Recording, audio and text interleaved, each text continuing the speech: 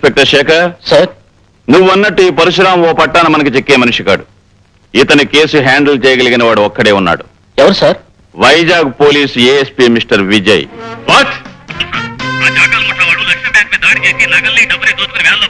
నేను వెంటనే బయలుదేరొస్తున్నాను.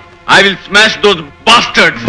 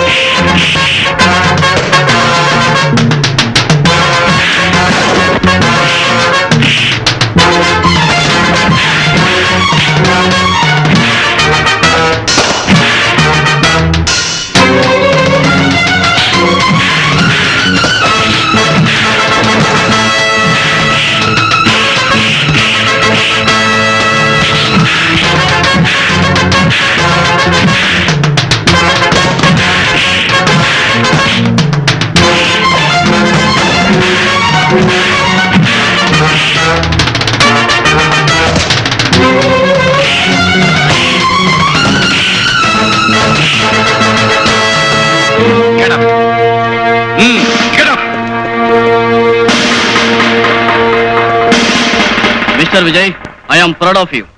ప్రజల్లో పోలీస్ డిపార్ట్మెంట్ పరపతిని పరువుని పెంచే నీలాంటి పోలీస్ ఆఫీసర్ను చూసి గర్వపడుతున్నాను. నీ సాహసాన్ని గుర్తుగా మన డిపార్ట్మెంట్ తరపున నీకు బంగారు పథకాన్ని కానుగ్గా అందిస్తున్నాను. Thank you very much. ఈ బంగారు పథకం నా బాధ్యతని మరింత పెంచింది. బాధ్యత ఎంత పెరిగినా దాన్ని నువ్వు సక్రమంగా నిర్వర్తిస్తావనే నమ్మకం నాకుంది mister Vijay. Thank you sir. But one thing, ఇక నుంచి నీ విజయాలు వినటమే తప్ప చూసి ఆనందించే అవకాశం మాకు లేదు. అదేమిటి సార్? విజయ్, నిన్ను ట్రాన్స్ఫర్ మీద హైదరాబాద్ పంపమని సెంట్రల్ గవర్నమెంట్ నుంచి ప్రత్యేకమైన ఆర్డర్స్ వచ్చాయి. హైదరాబాద్ ట్రాన్స్ఫరా? అవును. ఎవరూ సాల్వ్ చేయలేని ఒక ముఖ్యమైన కేసు విషయంలో నిన్ను అక్కడికి పంపించమని అక్కడ మన డిపార్ట్మెంట్ నుంచి రిక్వెస్ట్ వచ్చింది. మిస్టర్ విజయ్, పేరుకు తగ్గట్టుగానే నువ్వు ఎక్కడికి వెళ్ళినా విజయం సాధిస్తావని ఆశిస్తూ సాధించాలని మనసారా కోరుకుంటున్నాను. Wish you best of luck. Thank you sir. Lakshmi, అక్కడే ఒక క్షణం ఆగండి శ్రీవారు. శ్రీమతి గారి ఆజ్ఞ పాటించక తప్పదుగా. ఇంతకీ ఏమిటో కథ? అబ్బా, సరిగ్గా నిలబడండి. అది సరేగాని ఏమిటి కథ? ఏముంది, ఊరు వాడా మెచ్చుకున్నంత సాహసాలు చేసి ఎవరికి రాని మెడల్ సంపాదించారుగా. ఎవరి దృష్టి అయినా పడొచ్చు. Correct correct. ఎవరి దృష్టి అయినా నా మీద పడి నాకు దిష్టి తగలచ్చు. కానీ ఇలా హారతి పళ్ళం చుట్టూ తిప్పి దిష్టి తీయడం కంటే ఒక పవర్ఫుల్ పద్ధతిని ఈ మధ్యనే ఒక సన్యాసి కొత్తగా కనిపెట్టాడు. పవర్ఫుల్ పద్ధత? అవును. ఆ పద్ధతి అనుసరించి పొద్దున్న, మధ్యాహ్నం, సాయంత్రం, రాత్రి, అర్ధరాత్రి, వేకువజామున ఎప్పుడైనా సరే తీయొచ్చు. అలా గనక దిష్టి తీస్తే ఎట్టి పరిస్థితుల్లోనూ దిష్టి తగలదు. ఏమిటండి అంత గొప్ప పద్ధతి? దానికి ఏం చేయాలంటారు? చెప్తాగా, పద. ఇలా కూర్చో. కూర్చున్నావుగా, ఇప్పుడు నువ్వు కళ్ళు మూసుకోవాలి. కళ్ళు మూసుకున్నావుగా. ఇప్పుడు ఏం జరిగినా సరే కళ్ళు తెరవకూడదు. ఏమిటండి, ఈ తలుపులు తెరిచా ఉన్నాయి. ఎవరు చూస్తే సంబరపడతారు. ఇంటికి వెళ్ళి రిహార్సల్ చేసుకుంటారు. వాళ్ళు వీళ్ళని బట్టి టేకులు కూడా చేసుకుంటారు. సరేగాని నేను వెళ్ళి బయట తలిపేసి వస్తాను. ఏమిటండి హడావుడి? నీకు అద్భుతమైన విషయం చెప్పాలని వచ్చాను. అసలు విషయం మర్చిపోయాను. మీకు ప్రమోషన్ మీద ట్రాన్స్ఫర్ అయింది. ఈ విషయం నేను చెప్పకుండా నీకెలా తెలిసిందబ్బా? గోల్డ్ మెడల్ బహుమతి పొందిన పోలీస్ ఆఫీసర్ పెళ్ళాన్ని మాత్రం పరిశోధన చేయలేనా? నా కోసం నువ్వు ఆఫీసుకు ఫోన్ చేసి ఉంటావు. అక్కడ ఏ ఇన్స్పెక్టర్ నీకు ఈ వార్త చెప్పుంటాడు. గొప్ప కనిపెట్టాలండి. ముందు ఈ విషయం మీ చెల్లితో చెప్పండి.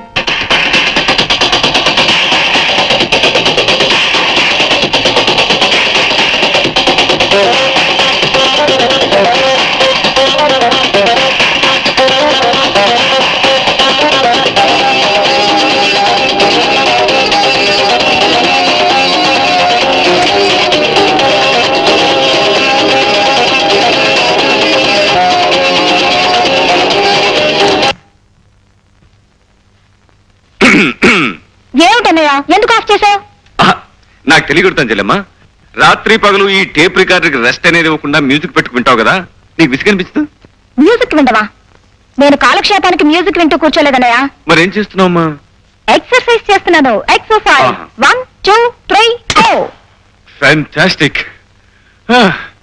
ఈ ఎక్సర్సైజ్ కంటే మంచి ఎక్సర్సైజ్ ఇంకోటి చెప్పనా? ఒళ్ళు వంచి ఇంట్లో సామానంతా ప్యాక్ చేయడం. సామాన్లన్నీ ప్యాక్ చేయడమా? ఎందుకని? నాకు ట్రాన్స్ఫర్ అయింది కనుక మన ఇక్కడి నుంచి జెండా ఎత్తేస్తున్నాం. ఏ ఊరికన్నయ్యా? ఎక్కడికో విన్నావంటే ఎగిరి గంతేస్తాం.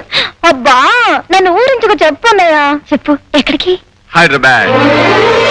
హైదరాబాద్. వండర్ఫుల్. నిజంగా మా అన్నయ్య సో గ్రేట్. అన్నట్టన్నయ్య, ఇందాక ఉదయం చెప్పింది నీ సాహసానికి మెచ్చి నీ డిపార్ట్మెంట్ మళ్ళీ నీకు గోల్డ్ మెడల్ ఇచ్చిందటగా? కంగ్రాచులేషన్స్. ఇప్పుడున్న గోల్డ్ మెడల్స్ కాకుండా ఇంకా 100 1000 మెడల్స్ రావాలి. అవి తల నుంచి కాళ్ళ వరకు తగిలించుకోగా ఇంకా చోట్లేక మరికొన్ని మిగిలిపోవాలి. అవి నీ చెల్లెమ్మ తగిలించుకోవాలి. అది సరే, నిజంగానే ఈ బంగారు పథకాలన్నీ నీ సాహసానికి మెచ్చి ప్రభుత్వం ఇచ్చినవేనా అన్నయ్య? కాదమ్మా, అసలు ఏమిటో చెప్పనా? ఇవన్నీ నేను బజార్ నుంచి కొనుక్కొచ్చాను.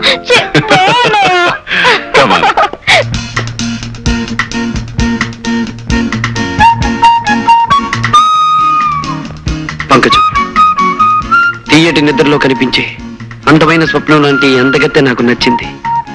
నా మనసు మెచ్చింది. పరశురాం బాబు, తమరికి మాయ ఉందో మంత్రం ఉందో తెలియదు గాని ఎవరు చెప్పకుండానే దాని పేరు స్వప్న అని చెప్పేశారు మీరు. కరిగిపోని ఈ స్వప్నాన్ని కలకాలం నా కళ్ళల్లో నిలుపుకోవాలనుకుంటున్నాను. అందుకని 50,000 ఇస్తాను. ఏమంటావు? నేను 60,000 ఇస్తాను. పోని 70,000, 80,000, 80,000, 80,000. ₹1,00,000 ఇస్తాను. ₹1,00,000? గురు, ఓ సలహా. వాడి ఊరికే పెద్ద పేరు మూసిన గోండా. వాడితో పోటీ పడితే కోటింగ్ ఇచ్చేయగలడు. ఏం పంకజం, ₹1,00,000కి బేరం కుదిరినట్టేగా? బాబు గారు, తమరు బేరం ఆడినా సరసం ఆడినా కాదనే గుండె ఎవరుకుంది? మీరు సరే అంటే చాలు. సాయంత్రానికల్లా మా స్వప్నని మీ బంగ్లాకు పంపించేస్తాను. పంకజం, అందమైన కళ ఆనందమైన సమయంలో వస్తేనే అందం చందం. 4 రోజుల్లో రాబోయే నా పుట్టినరోజు నాటికి స్వప్న నా కానుకగా అందాలి.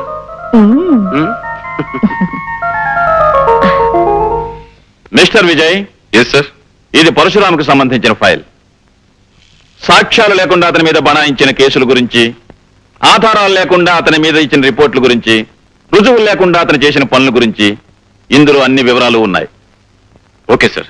నీ ఉద్యోగాన్ని, నీ కర్తవ్యాన్ని, నీ బాధ్యతను దృష్టిలో ఉంచుకొని సాక్ష్యాధారాలతో అతన్ని అరెస్ట్ చేస్తామని ఆశిస్తున్నాను. ఈ బాధ్యత నిర్వర్తించడంలో అవసరమైతే నా ప్రాణాలు సైతం లెక్క చేయనని ప్రమాణం చేస్తున్నాను sir. Best of luck. Thank you sir.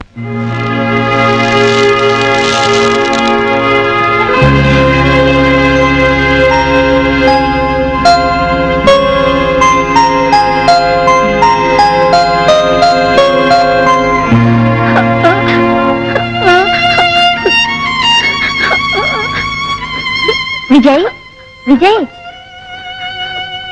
నువ్వు స్కూల్కి వెళ్ళొచ్చురా. ఫీజు కట్టకపోతే స్కూల్కి ఎలా రానిస్తారా? విజయ్, నీ ఫీజు కట్టేశాను రా. రాము, నీ ఫీజు కట్టకుండా నా ఫీజు.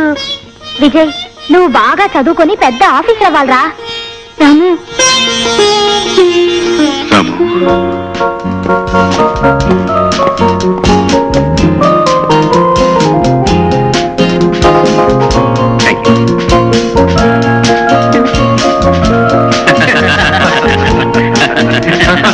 అదే విషయం. విజయ్,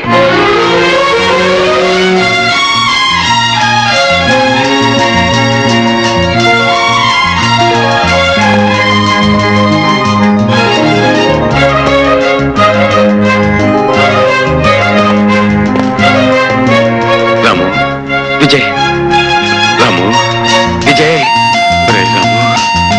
విజయ్, రాము. చేతగాని హైదరాబాద్ పోలీస్ శాఖ నీ చేత నా చేతులకు సంఖ్యలు వేయించాలని వైజాగ్ నుంచి నిన్ను పిలిపించిందన్నమాట. ఆ విషయం నీకెలా తెలుసు? చట్టం నేరం కలిసి ఆడే ఈ చదరంగంలో మేం వేయబోయే ఎత్తు పోలీసులకి, పోలీసులు వేయబోయే ఎత్తు మాకు ముందుగానే తెలియడం మామూలే విజయ్.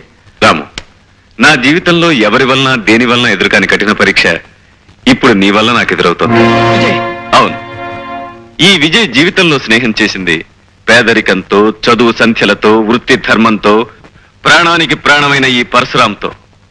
వీటిలో ఏ స్నేహం పెట్టని పరీక్ష ఇప్పుడు నీ స్నేహం నాకు పెడుతోంది పరశురాం. వ్యక్తిగతంగా నిన్ను కలుసుకున్నందుకు పొంగిపోయే నా మనసు వృత్తిపరంగా నిన్ను కలవాల్సిన రోజు తలుచుకుని కృంగిపోతోంది. మై డియర్ విజయ్, ఊహించని మలుపులు తిరగడమే జీవితానికి ఉన్న ప్రత్యేకత.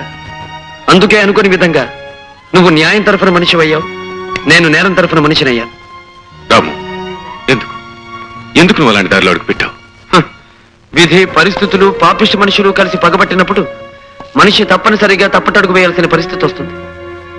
అలా ఒకసారి వేసిన అడుగు అతన్ని సంఘం నుంచి, చట్టం నుంచి, ఆత్మీయుల నుంచి, అనుబంధం నుంచి దూరంగా తీసుకువెళ్ళిపోతుంది. పద్మవ్యూహంలో అడుగు పెట్టిన అభిమన్యుడిలా పోరాటం తప్ప వెనక్కి వచ్చే అవకాశమే నాకు లేదు విజయ్. రాము, నువ్వు వెళ్లే దారిలో నువ్వు చేరే గమ్యం ఏమిటో నీకు తెలుసా? ఈ కత్తులబాటులోకి అడుగు పెట్టిన రోజునే తెలుసు. సంఖ్యలు, చెరసాల నా కోసం ఎదురు చూస్తూ ఉంటాయని. అంతేకాదు, నీకు ఆ సంఖ్యలు వేయాల్సిన వాడిని నేనే కావచ్చు. అంతకంటే నాకు ఆనందమేముంది, అదృష్టమేముంది? నాకు సంఖ్యలు తగిలించినందుకు ప్రభుత్వం నీకు బంగారు పథకం తగిలించిన రోజు అందరికంటే ఆనందించేవాడిని నేనే విజయ్, నేనే. కానీ ఆ రోజు అందరికంటే ఎక్కువ కుమిలిపోయేవాడిని నేనే రాము. ఎందుకో తెలుసా? పసితనంలో నాకంటే చిన్నవాడివైన నువ్వు బరువులు మోసి, బళ్ళు తోసి, రూపాయి పోగు చేసి నా పరీక్షలకు ఫీజు కట్టి నన్ను చదివించావు. ఆనాటి నీ కష్టమే ఈ రోజు నా కాకి యూనిఫామ్ కట్టబెట్టింది. ఆ రోజు నీ శ్రమే ఈ రోజు నన్ను ఇంత ఆఫీసర్ని చేసింది. నువ్వు వెలిగించిన దీపాన్ని రాము, నువ్వు వెలిగించిన దీపాన్ని. అందుకే నీ మీద నాకు స్వాతంత్రం ఉందని నమ్ముతూ నిన్ను ఒక మాట అడుగుతా విజయ్. అదేమిటో తెలుసా?